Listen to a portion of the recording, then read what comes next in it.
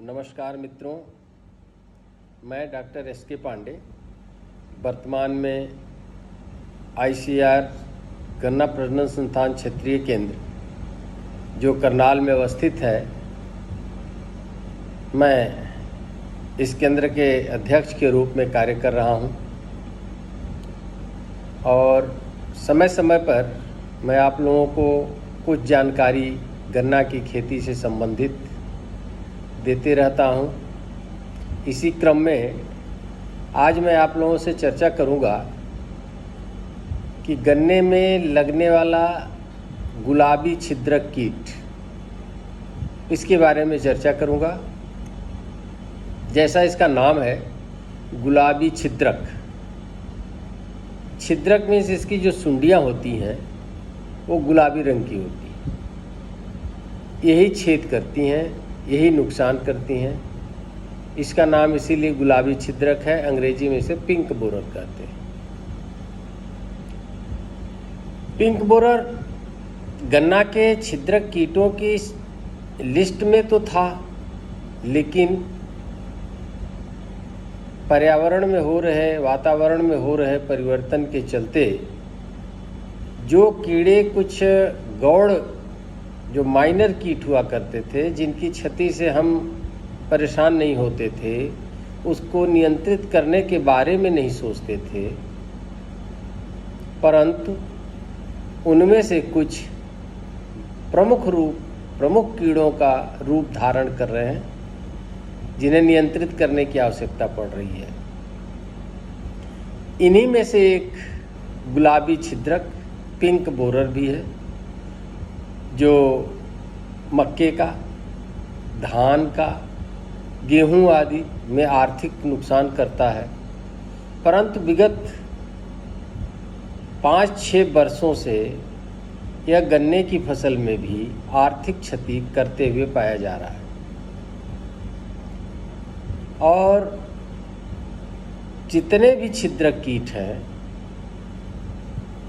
गन्ना की बिजाई के बाद जैसे गन्ने में जमाव शुरू होता है, फुटाव होता है, फुटाव होने के बाद आगे बढ़वार होती है, इसके बाद पोरियां बनती हैं, गांठें बनती हैं, इसके बाद गन्ने का निर्माण होता है। तो जमाव से लेके गन्ने के निर्माण के बीच जितने छिद्रक कीट हैं, early shoot borer, top borer, root borer, stock borer, pink borer, Gurdaspur borer, green borer, node borer, internode borer, Plassey borer, stock borer, ये जितने बोरर हैं उसमें से 4-5 जो बोरर हैं वो प्रमुख हैं। ये सभी जमाव, जैसे ही गन्ने का जमाव हुआ, अपनी यात्रा शुरू करते हैं और बढ़वार होने के बाद हर बोरर अपने प्रकृति के अनुसार पौधों के अन्य भागों पर जाकर अपना भोजन प्राप्त करने के दौरान गन्ने की फसल को क्षति करता है। तो पिंक बोरर भी अभी गन्ने की फसल पर, गन्ने की पौध जो अभी प्ररोहावस्था में है, उनमें early shoot borer, top borer, pink borer, stock borer आदि सुंडियां गन्ने के प्ररोह में प्रवेश कर चुकी हैं, उनको नुकसान कर रही हैं। प्लासी बोरर एक ऐसा कीट है जो अक्टूबर में रोपित फसल, ऑटम प्लांटिंग में भी नुकसान करती है और पूरे जाड़ा भर यह अक्टूबर में रोपित फसल, अक्टूबर के बाद जैसे जाड़ा शुरू होती है, नवंबर, दिसंबर, जनवरी, फरवरी, उसमें एक पीढ़ी पूरा कर लेती है। इसके बाद फिर अपना कार्यक्रम शुरू करती है। तो पिंक बोरर की मादा, इसमें नर और मादा, क्योंकि ये मौत होते हैं, जितने छिद्रक कीट होते हैं इनकी मादा मौत होती है, शलभ होते हैं, पतंगा जिनको कहते हैं। तो मादा कीट आती है, पौधे के जमीन के पास लगते हुए हिस्से पर, शूट के जमीन से लगे हुए हिस्से पर पौधे पर ही अंडे देती है। अंडों से 5 से 6 दिन के बाद छोटी छोटी काले रंग की सुंडियां निकलती हैं, काले भूरे रंग की। ये सुंडियां गन्ने के लीफ शीत के परच्छद या लीफ शीत पर कुछ देर 4 घंटे 5 घंटे उस पर खुरच के खाती हैं और धीरे धीरे, और प्रायः एक गन्ने में एक ही सुंडी प्रवेश करती है। और ये सुंडियां जब इनको दूसरे पौधों पर जाना होता है तो रेंग कर एक शूट से दूसरे, या एक ही कल्ले में कई शूट हैं तो उन सब में प्रवेश कर जाएंगी, या दूसरे पौधों में भी पास के चल के चली जाती हैं और लीफ शीत पर खाते हुए ये उसमें छेद करती हैं। छेद करने के बाद तने तक पहुंचती हैं, तने में घुस जाती हैं। तने में घुसने के बाद नीचे की ओर, ज़मीन की ओर, जड़ की ओर इनका मूवमेंट होता है और ये वहाँ से चलती हैं और ये चली आती हैं जहाँ से गोफ निकलती है, नई नई पत्तियाँ निकलती हैं, वहाँ ये खाती हैं। और खाने के क्रम में बीज की जो गोफ होती है उसका संपर्क पौधों के भाग से कट जाता है और बीज की जो कलिका होती है, जिसे मृत कलिका होती है, वो सूख जाती है। अगर उसको हम खींचते हैं तो थोड़ी दिक्कत से निकलती है, क्योंकि यह 2 पत्तियों के साथ इसकी मृत कलिका बनती है। खेत में जब जाएंगे तो बीज की गोफ एकदम सूखी हुई दिखाई देगी। आप जब निरीक्षण करेंगे तो ये पाया जाएगा कि बेसल पोर्शन पर पौधे के ये एक मोटा छेद काला सा दिखाई दे रहा है, उसके माध्यम से ये प्रवेश करती है। ये सुंडियाँ पिंक कलर की होती हैं, 20 से 25 मिलीमीटर लंबी होती हैं। इनकी शरीर बेलनाकार एक समान आगे से पीछे तक मोटी होती है। इस पर कोई धारियाँ नहीं पाई जाती। इसका जो सिर होता है, इसका सिर ब्राउन कलर का होता है। काटने वाले और चबाने वाले मुखांग होते हैं, बहुत शार्प।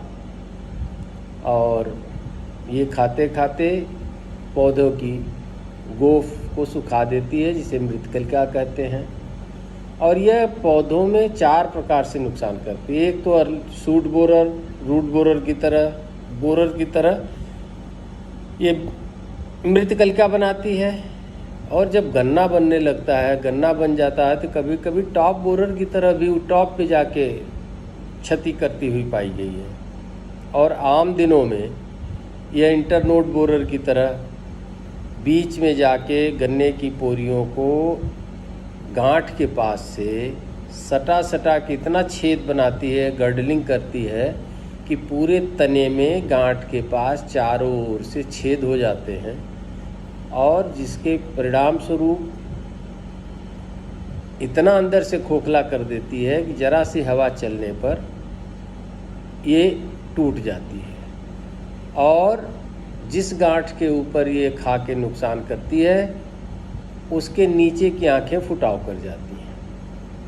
किसान भाई, अगर इस तरह का लक्षण दिखाई दे और गन्ने को फाड़िए। गन्ने को फाड़ने के बाद आपको गुलाबी रंग की सुंडी मिलेगी, और इसकी सुंडी फिर खाते खाते प्यूपा में परिवर्तित होती है। जितने भी छिद्रक कीट होते हैं, इनकी 4 अवस्थाएं होती हैं। अंडा से सुंडियाँ निकलती हैं, सुंडियाँ प्यूपा में परिवर्तित होती हैं, प्यूपा से फिर माथ बनता है, माथ अंडे देती है, इनका कार्यक्रम चलता है।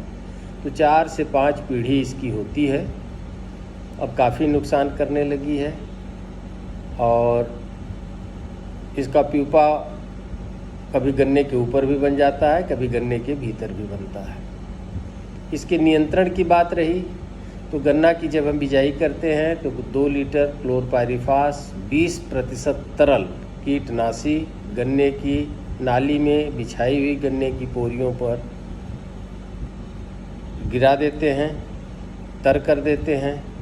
इसके बाद जब अंकुरण हो जाता है, 45 दिन की फसल होती है, तो क्लोरपायरिफास का 2 लीटर मात्रा 300 या 300 लीटर पानी में घोल बनाकर प्रति लीटर 5 ml घोल बनाकर इसको स्नान करा देते हैं पौधों को, जिससे उस अवस्था में पाए जाने वाले सारे कीट भी मरेंगे, दीमक भी मर जाता है। और इसका सबसे बढ़िया जैविक नियंत्रण का उपाय है कि ट्राइकोग्रामा किलोनिस कार्ड खेत में छोड़ते रहें, जिससे इसका प्रबंधन होता रहे। जब फसल जुलाई के बाद बड़ी हो जाती है तो किसी कीटनाशी के द्वारा इसका नियंत्रण करना बड़ा मुश्किल होता है। और खेत में जब दिखाई दे कि इसके द्वारा काफ़ी नुकसान है, पौधे सूख रहे हैं, गोब सूख रही है और गन्ने में छेद है मोटा मोटा, तो जड़ से इसको गन्ने को काट के हटा देना चाहिए। तो इस प्रकार हमारे किसान भाई इस गुलाबी छिद्रक कीट की पहचान कर इसका नियंत्रण कर सकते हैं। तो कृपया वीडियो को सब्सक्राइब करें और अधिक से अधिक शेयर करें। धन्यवाद।